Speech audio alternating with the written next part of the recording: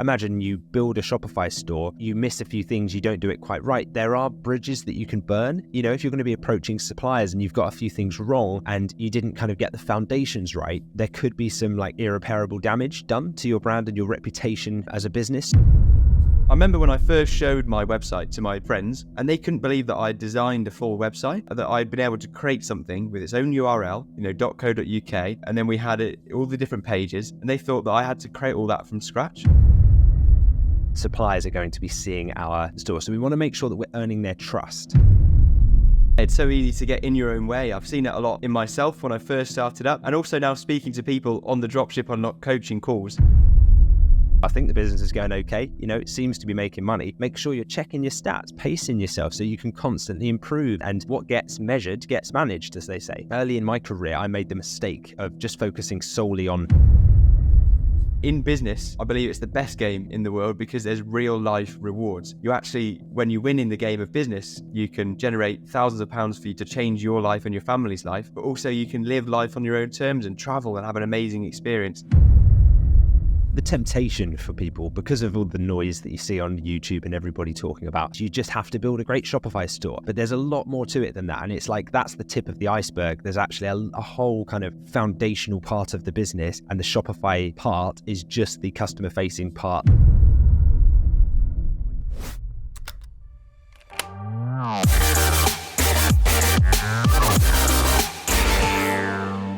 Welcome to the Dropship Unlocked podcast, your key to unlocking the secrets of high-ticket dropshipping. I'm Lewis Smith, founder of Dropship Unlocked, and with me is our client success coach, James Eardley. Now, when we're not recording podcast episodes, we're running our own e-commerce businesses and helping aspiring entrepreneurs launch their own high-ticket dropshipping businesses. So if you're ready to learn how to build your own 6 or even 7-figure business, pick up a copy of my book, The Home Turf Advantage, whether you're looking to replace your income or launch a side hustle. I wrote this book as a roadmap to help you launch a low-maintenance, high-profit e-commerce business that gives you the freedom to spend more time with your family, travel the world, and work on your own terms. Ready to join us? Visit htabook.com to get your copy today.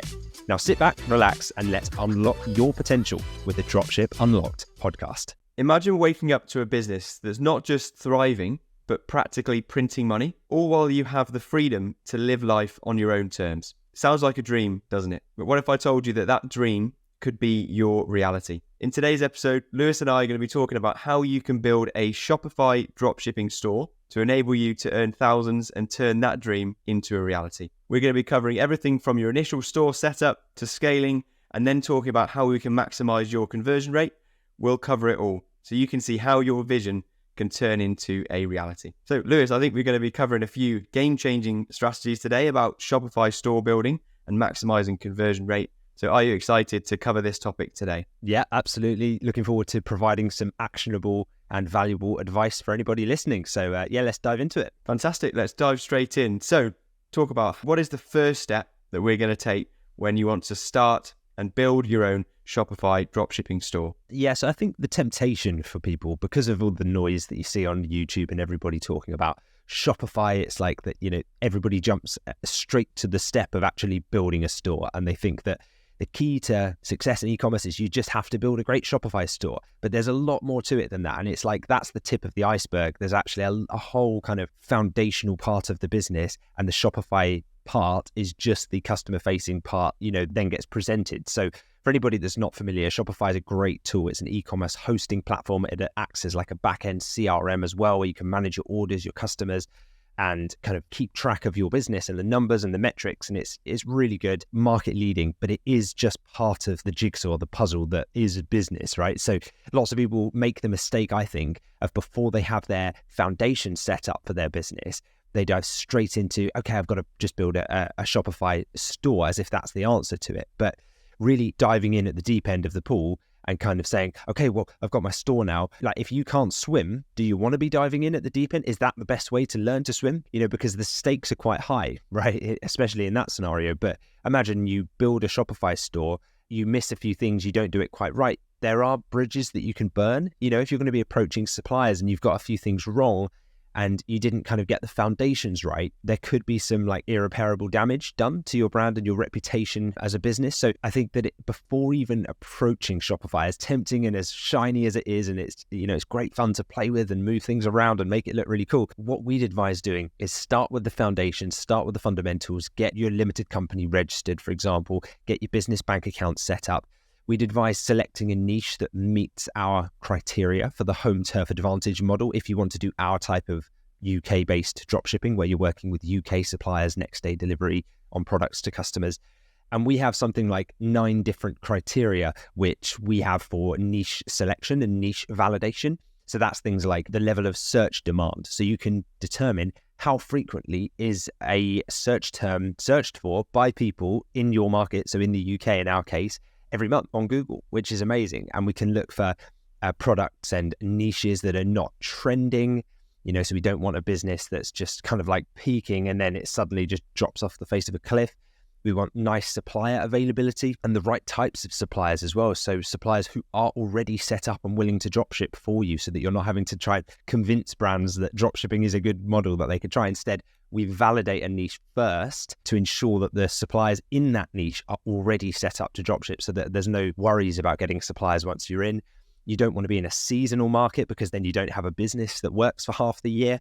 And you don't want to be in a brand-dominated market either, where you're trying to sign companies like Sony and LG and Apple and Panasonic. Like those types of suppliers, those global brands, are just not going to work with little old you and me, right? In our little startup e-commerce businesses. So I think that, I mean, there's a full kind of guide that we take you through step by step inside my book, The Home Turf Advantage. So if you want a kind of guide on how to do that, that's probably the best ways to go. But I think the first thing is just ensuring you've got things like limited companies set up, making sure you have those business bank accounts set up. Because if you don't, you're going to hit roadblocks down the line. And it could be a little bit embarrassing when you need those things and you haven't got them in place, and a supplier asks you, and you know, you think, oh, I should have probably figured out the foundation. So learn to swim first, go in at the shallow end, wade through the water, work your way up there, and then you'll be swimming in no time, rather than just jumping in at the deep end, building a Shopify store and hoping for the best. Because we've all been there, and unfortunately, it's usually a disappointing end, and the stakes are pretty high. I can definitely attest to that, and the embarrassment that you feel. I did that exact same pattern that you're explaining there, where I dived straight in at the deep end. I built a Shopify store, spent a lot of time doing it as well, threw some products onto the store and started running ads to the store. But I love that analogy of an iceberg, because the Shopify store is only what you can see from the outside world, but whether it's going to succeed or not is actually how much is below the surface. And I had a Shopify store with a very shallow foundations beneath it. I didn't have a proper business set up behind it. I didn't have good supplier relationships. I didn't have high quality products, and everything falls down because of that. So my initial instinct was to think about how important a Shopify store, but actually what I hope, and what Lewis is talking about there, is actually the importance that I realize of everything that comes before you build the Shopify store, to make sure that the time you do spend building the store is worthwhile and you get a big return on your investment in doing that. So now that we've talked about getting those foundations in place, and we've spoken at length in other podcast episodes, and also in your book, of course, about how to get those foundations set up. But once you've got that set up, what are the first sort of considerations that you want to have when you build a Shopify store? Yeah, well, the initial focus when you first do build your store should be on demonstrating professionalism, mainly to potential suppliers, because let's be honest, not many customers are going to be seeing your store from day one. Just because you launch it doesn't mean, you know, it's not a case of build it and they shall come. Unfortunately, with e-commerce stores, you are going to need to get traffic in some way. And the way that we do it is by paying for traffic. We just pay-per-click ads. We can get into the front of Google straight away. But before we do that, suppliers are going to be seeing our store. So we want to make sure that we're earning their trust, right? And I say that intentionally. We want to earn their trust, but it doesn't have to be perfect. You know, it doesn't have to be the best site that a supplier has ever seen. And they say, credit to you, you really are an e-commerce expert. That's fantastic. Like, that is the best. Like, I think sometimes as entrepreneurs, we kid ourselves into thinking that that's the bar, that's the standard that we need to get to. And in Dropship Unlocked, I call it avoiding the perfectionist trap. So I know that this exists because I still fall into it this day. But in my early days in entrepreneurship, I fell into this trap of trying to make my initial stores perfect before launching. I spent so many hours fine tuning, consulting with different friends, family members about the color scheme and where the buttons were and, the logo and how it worked, and fine tuning every detail.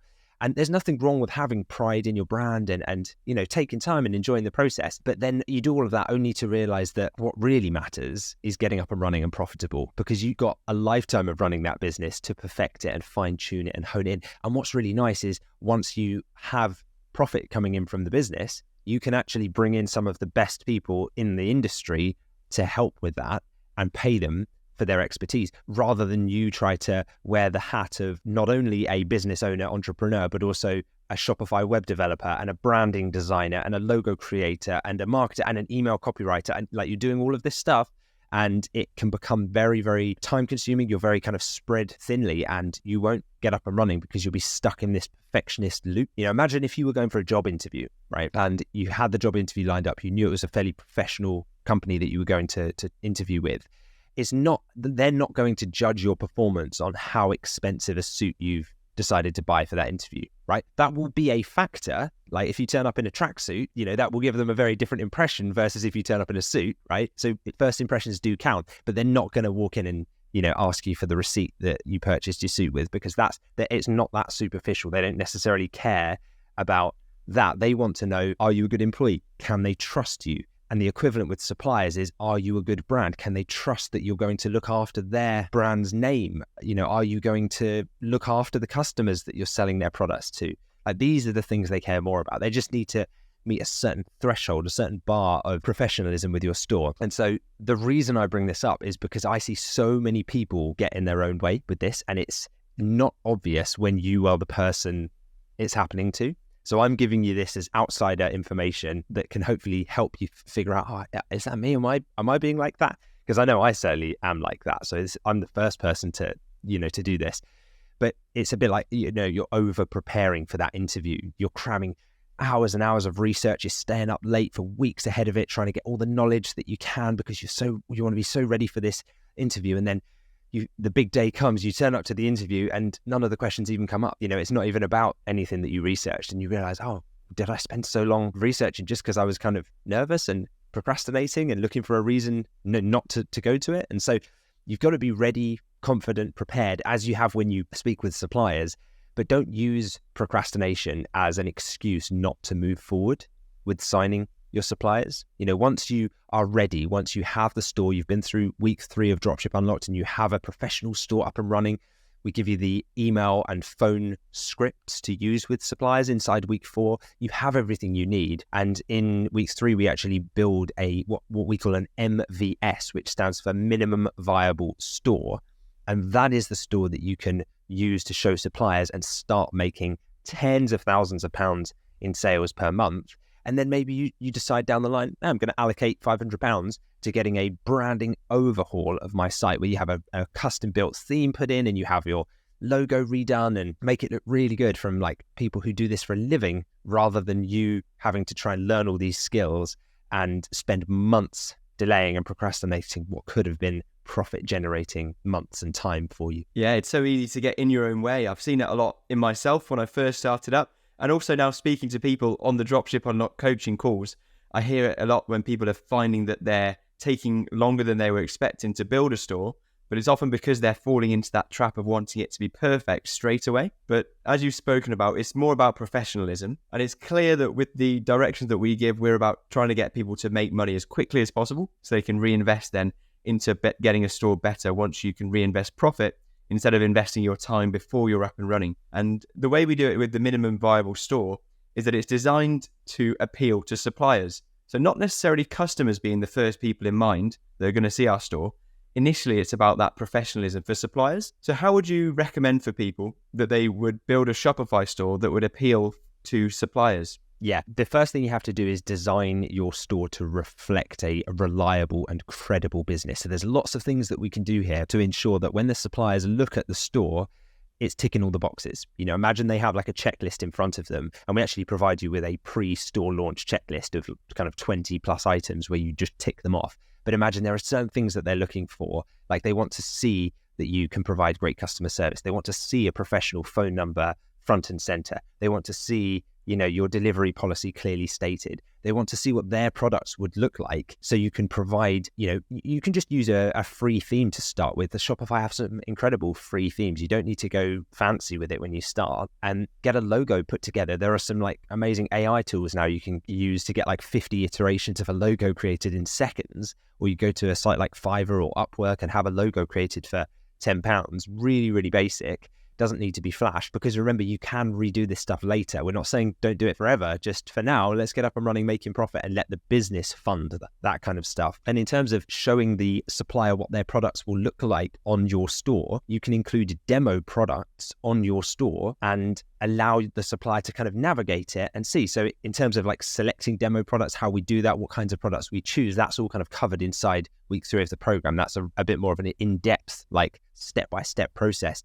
But you're basically creating a shell of a site that looks real, but doesn't function. No one could purchase anything from it yet. So the checkout's turned off. And you're creating things like your essential pages. So your terms, policy, legal, refunds, delivery pages, things like that. So we've got all of the templates for those that we can give you. And then during your calls with potential suppliers, you have so many suppliers that you'll be really surprised that even with a basic free Shopify theme, they're really impressed by the design and the layout. And they say, actually, this is a really nice looking store. And it's nice. It's like that kind of validation that, okay, yeah, I've taken this seriously enough, but I didn't spend too long worrying about it because I met the threshold that they needed in terms of professionalism.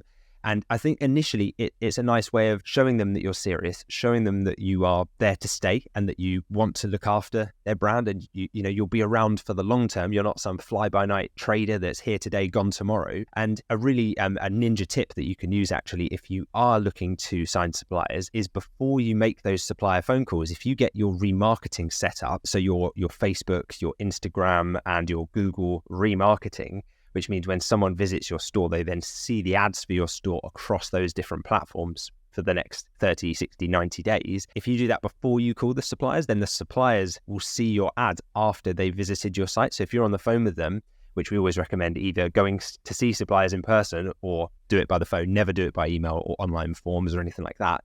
And when you speak to them, show them your website, guide them through it. And as they're looking around, they won't realize it, but they've been pixeled by your ad campaign. And later, when they're on, the Daily Mail or the Guardian or whatever, and they're looking around and they'll see, that's that company that I was just speaking to earlier. Wow, they're pretty big time. Like they're advertising on, these top news websites. And I keep seeing them on Facebook and they're on my stories every morning as I'm scrolling on Insta. And it gives the impression of being a very globally recognized brand, when really it could just be them and a few other people that are seeing those ads because you haven't really started marketing yet. So we're just talking about retargeting ads at that stage, but that's a bit of a ninja tip to use when you're starting out. Yeah, that's great advice. I've only ever considered the retargeting campaigns to target customers, but actually it works so well to target suppliers. They will have that sense of FOMO if they can see your store and your business across the internet and across social media.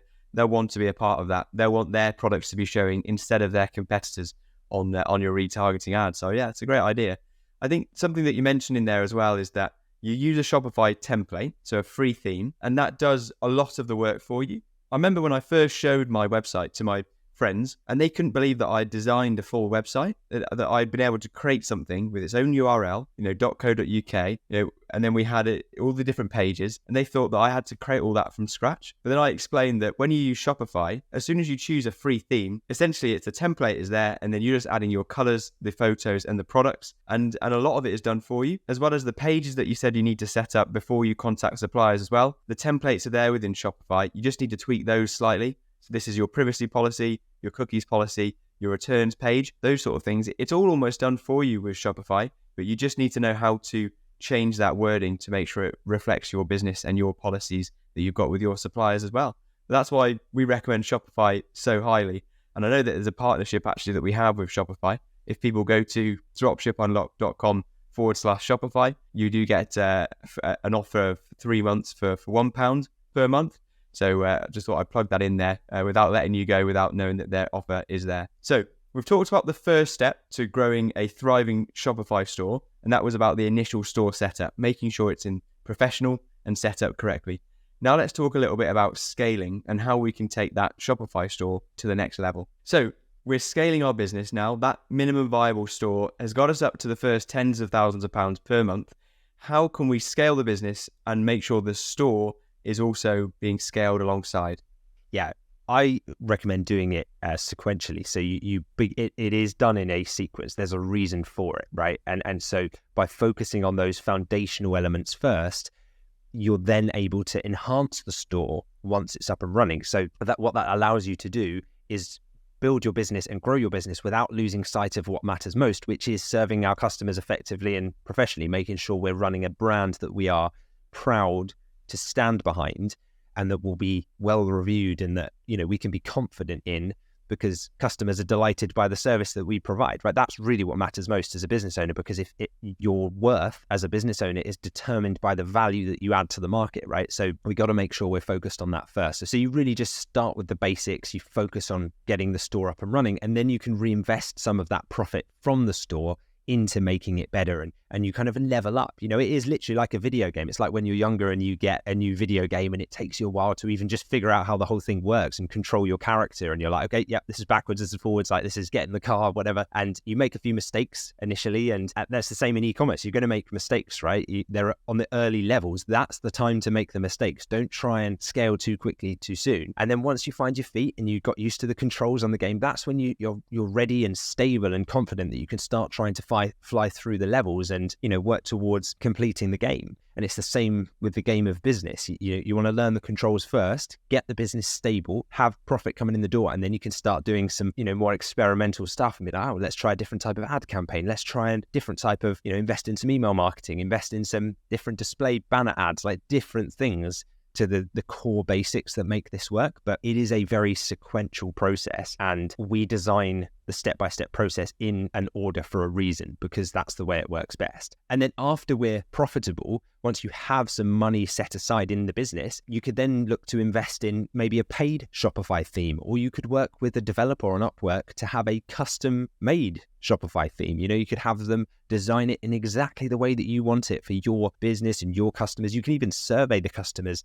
that you had initially and ask them, like, what would have been better about your experience? How could we have improved the navigation of the website? And it's really a good way of doing it, because then you're not just using your own guesswork when you're starting out. You are using real data to allow you to create a more sleek and efficient design that's going to make your customers' journey better. I was in the gym the other day and I saw a guy that I don't think goes there often, and he just kind of like went straight up to the heaviest set of dumbbells, picked them up, and you could see did like one rep with them and then had to put them down again, and realized he'd gone way too big and then had to go over to the other end of the rack. And it's the same kind of thing. As your business muscles grow, you can then start to lift heavier and heavier weights, and you can start making some big moves. But you go too heavy too soon and you probably pull a muscle, right? And in business, that equates to you will end up with cash flow problems, because you'll spend all your money on a marketing campaign that didn't work. Or, you'll end up with customer service issues because you had an influx of orders and you weren't ready for them. Your VAs didn't have the right standard operating procedures or scripts, or, so iron out those things first, then build up, how you do things with the business. And just focus on that clear, simple user experience on your website. It doesn't have to be this really, I think sometimes people over-engineer a website to try and make it too clever, but really what you're trying to do is just remove friction from the buying journey. It's like your business should be a conveyor belt. Your website's user experience should function like an efficient conveyor belt that's just in a production line. You want smooth, clear process with no interruptions or jams, just guiding that user effortlessly through from start to finish. And that's the ultimate user experience, where there's no friction for them to buy. And that's what we're trying to achieve. I mean, if you go on Amazon, you know how easy it is to purchase something. That's what we're looking to achieve as we grow and improve our Shopify business.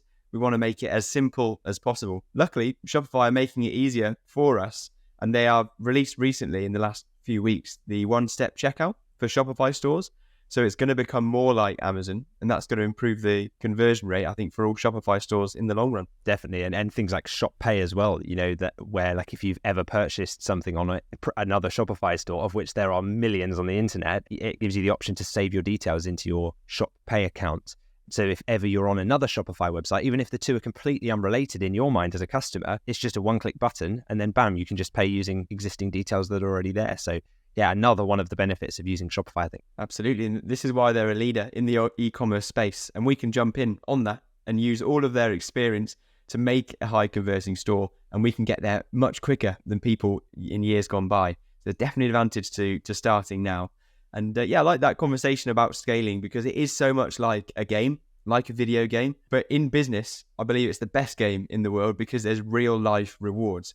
You actually, when you win in the game of business, you can generate thousands of pounds for you to change your life and your family's life, but also you can live life on your own terms and travel and have an amazing experience instead of just leveling up on a video game and becoming a better player. So I think it's definitely worth seeing it as a game while you scale your Shopify store, which is step 2 of this 3-step process. The third step that I want to talk about with you, Lewis, now is how can we really turn up the gas? How can we really maximize our conversion rate and take our Shopify store to the next level? Yeah, so I mean, the implementation of more advanced techniques can really kick in at this stage. And remember, you don't even have to be the one that leads the charge on these, because by this point, you have profit in the business and you can bring in the specialists, the experts in these areas, the developers that are skilled in this and do this for lots of stores, much, much bigger than yours.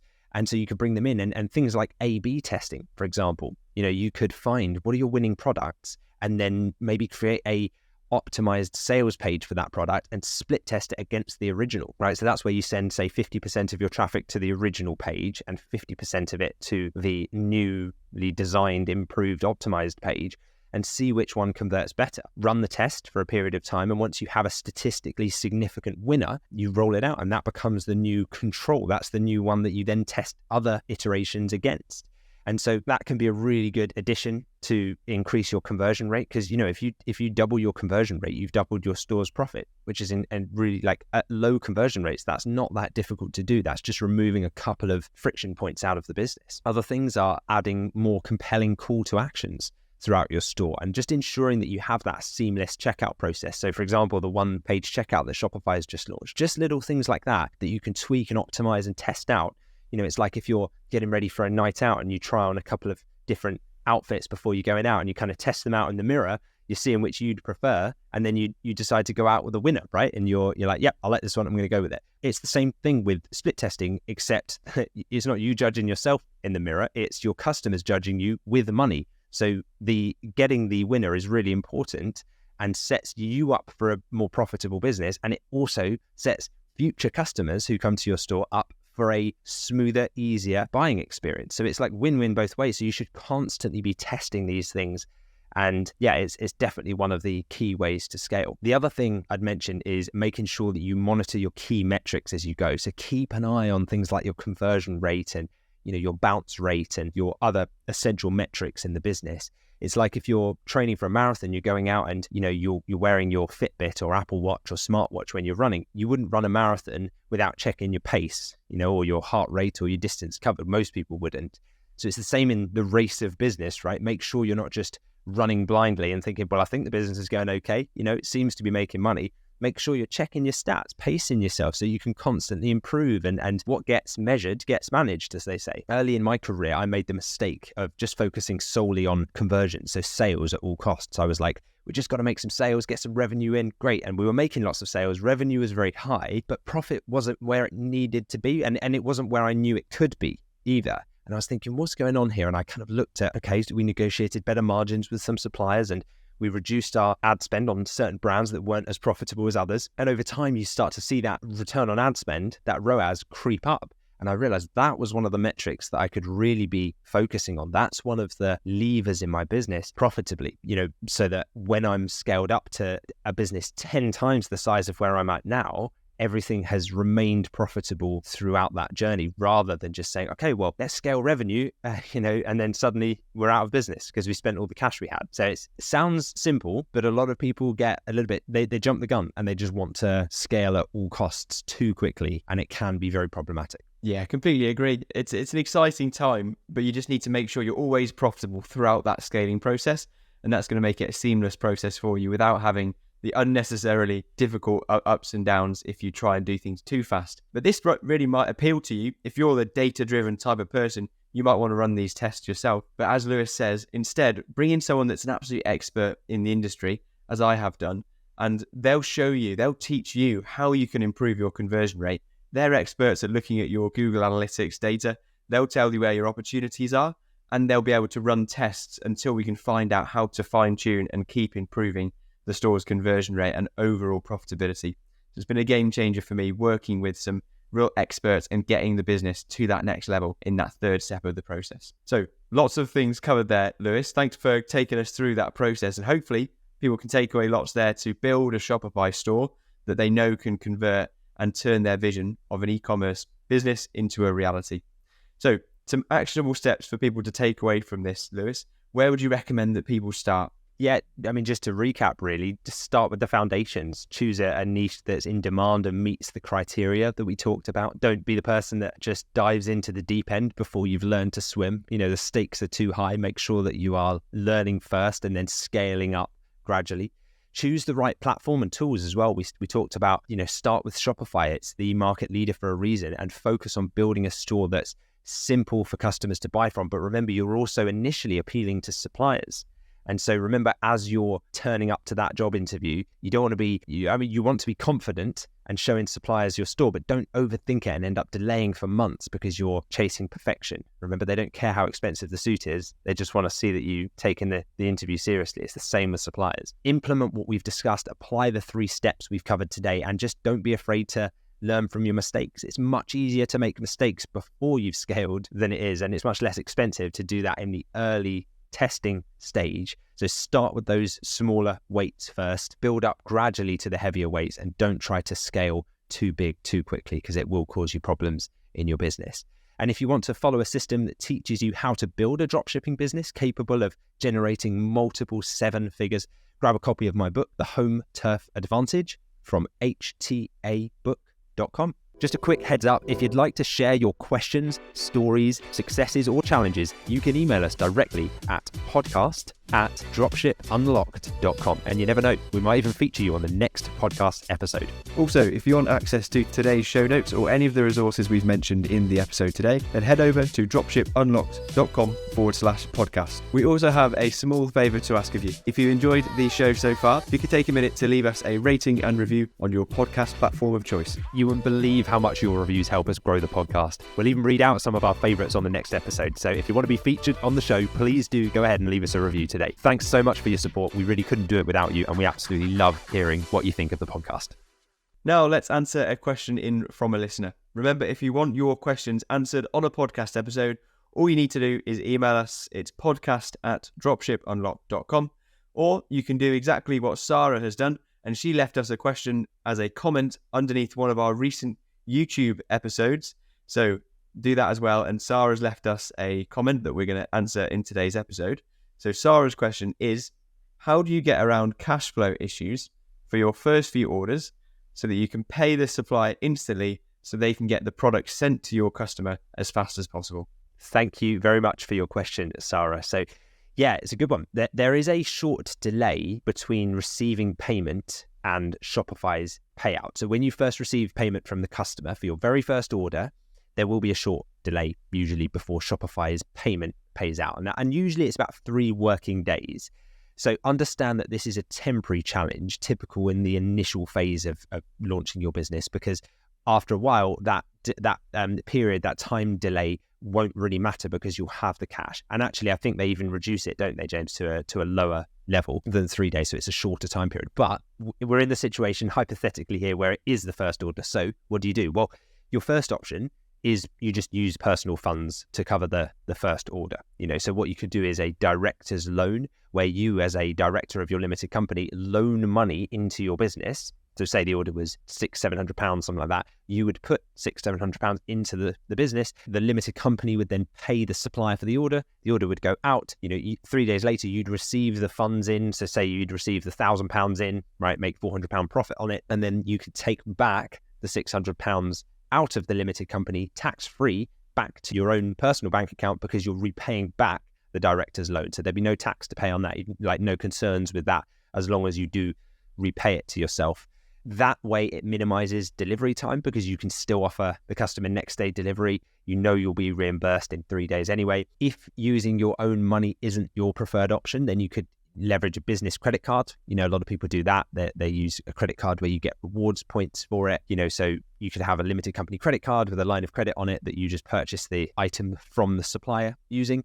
Or if you don't want to do that either, you could just inform the customer that there's just a slightly longer delivery time and it will take 4 days for them to receive their item. Usually with the types of products we're selling, because it's high ticket, because they're big transactions, saying to a supplier that a personal phone call from a business owner to say, thanks very much for your order, really appreciate it. Just to let you know, we've got your order, it's being processed, we're likely to get it to you by, say it's Monday, by Friday of this week at the latest. I'm going to personally make sure that I keep this top priority for you, but just wanted to keep an open line of communication and let you know. Thanks again for ordering. We really appreciate you. I don't think a customer is going to be angry with that, right? So that's almost like the worst case scenario, that you just tell the customer they have to wait. So remember, Sarah, after the first few sales, the profits that you've got from those orders will cover future supplier payments. And so it makes the business self-reliant, because this phase is like the seed that's kind of growing its roots. But after that, you've got a relationship built with the supplier, you'll have profit in the bank. And eventually you can go to the supplier and say, look, could we just have credit terms with you rather than paying pro forma for every order that comes through? And a lot of suppliers will prefer that because it's less admin for them as well. So instead they just say to you, yep, just pay us every 30 days or 60 days or 90 days. And that way you can let the orders build up. It doesn't cause you cash flow problems. And then say you reach 60, 70,000 pounds in orders over a 60-day period, you then just make one bank transfer of 60,000 pounds to the supplier and it's done, and from that, maybe you've made 40,000 pounds in profit from all of those orders or something like that. So yeah, it is definitely something to be aware of when you first start, but it's not something that I'd let hold you back, and just go into it eyes wide open. And maybe if you don't want to be in a position where you get stuck with like a £5,000 first order that you have to front, or tell a customer that it's going to be delayed, maybe you don't yet list or start marketing the very expensive products on your store from day one. You do that after you've made your first sale of something that's a bit more of a manageable amount. Hope that helps, Sarah. Really helpful. Thank you, Lewis. Loads of options there for Sarah. And I think, as you said, it is indicative of an early business when you have these issues.